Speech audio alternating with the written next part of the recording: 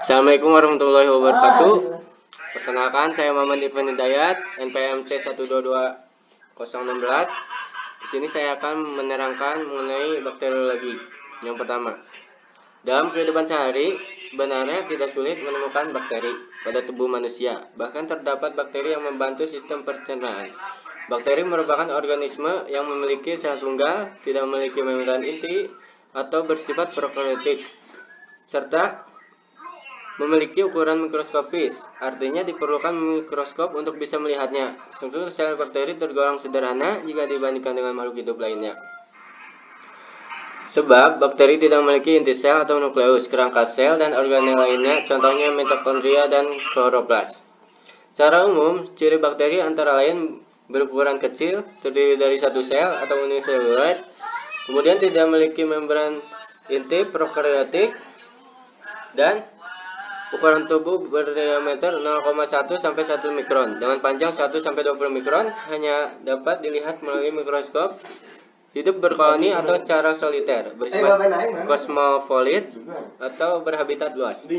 Memiliki dinding sel, kemudian beberapa jenis mikroorganisme bisa membentuk endospora pada kondisi lingkungan yang kurang menguntungkan. Kemudian adapun materi selanjutnya yaitu kimia darah. Yang pertama yaitu jenis penyakit yang diketahui dengan pemeriksaan darah, yaitu ada cek darah dilakukan dengan mengambil sampel darah melalui jari pembuluh atau pembuluh darah. Sampel darah di bagian tubuh tertentu seperti lengan. Proses pengambilan darah umumnya hanya memakan waktu sekitar 5-10 menit atau lebih cepat jika pembuluh darah vena mudah untuk ditemukan. Lalu penyakit apa saja yang dideteksi melalui cek darah? Yang pertama yaitu penyakit kardiovaskuler. Apabila menunjukkan kadar kolesterol tinggi dalam darah, tandanya seseorang berisiko tinggi mengalami penyakit seperti penyakit jantung dan penyakit stroke. Yang kedua yaitu penyakit paru-paru. Analisis gas darah membantu identifikasi penyakit yang mempengaruhi paru-paru seperti pneumonia dan penyakit paru obstruktif kronis. Yang ketiga yaitu ada diabetes, di mana pemeriksaan darah juga dapat dilakukan untuk kadar glukosa darah. Jika hasil tes darah menunjukkan kadar glukosa yang tinggi.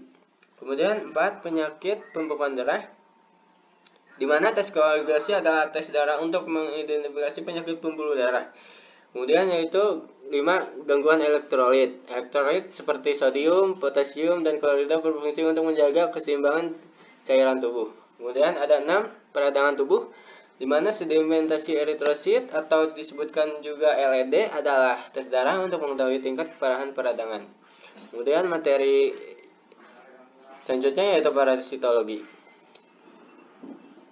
Malaria adalah suatu penyakit yang disebabkan oleh parasit Plasmodium yang dikeluarkan melalui gigitan nyamuk Anopheles betina yang infektif. Nyamuk yang hanya menggigit di malam hari ini dapat menggigit penderita malaria dan menjadi infektif selama 7-14 hari setelah parasit dalamnya selesai berkembang biak. Mereka yang tergigit pun akan menunjukkan gejala kurang lebih dalam waktu 7-14 hari. Gejala tersebut adalah menggigil dan diikuti dengan gejala demam tinggi serta berkeringat banyak, nyeri kepala, mual dan muntah, pegal-pegal, dan nyeri otot. Bahkan diare pada anak-anak. Penyakit ini terutama berisiko pada balita dan ibu hamil, di mana pada balita dapat menyebabkan penurunan daya tahan tubuh. Cara mencegahnya yaitu menggunakan lotion anti nyamuk, tidur menggunakan pakaian panjang, dan juga jaga kebersihan.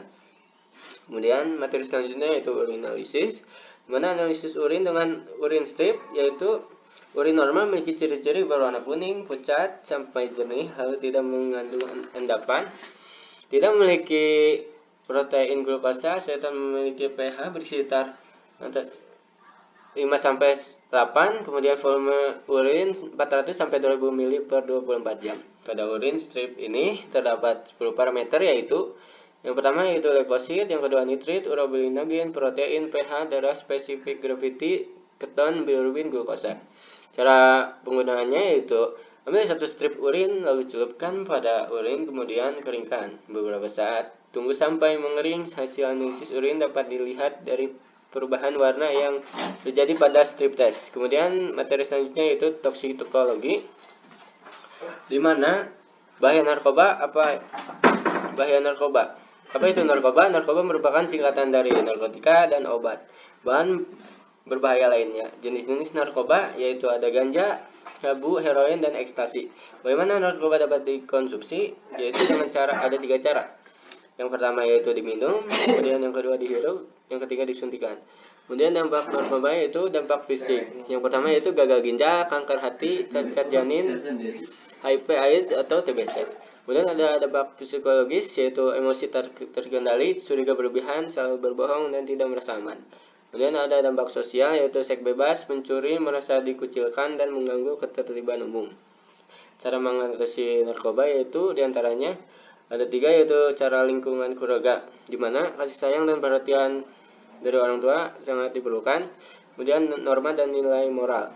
Kemudian lingkungan sekolah, di mana edukasi mengenai bahaya narkoba.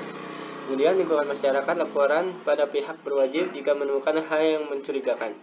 Kemudian materi selanjutnya yaitu sitohisto, di mana pewarnaan difluid pada sediaan sitologi. Yang pertama sediaan kita keringkan dengan keringkan dahulu, kemudian setelah kering kita celupkan ke metanol sebanyak 20 kali celupan. Setelah itu sediaan kita keringkan dengan hair dryer. Setelah kering kita masukkan ke dalam eosin sebanyak 20 kali celupan. Setelah itu keringkan lagi untuk tahap ketiganya. Kita lanjutkan dengan metilen bu sebanyak 5 kali celupan. Kemudian langsung dicuci dengan air pada tahap akhir. Kita tetesi entalan dan ditutup dengan cover gas. Untuk materi selanjutnya yaitu hematologi.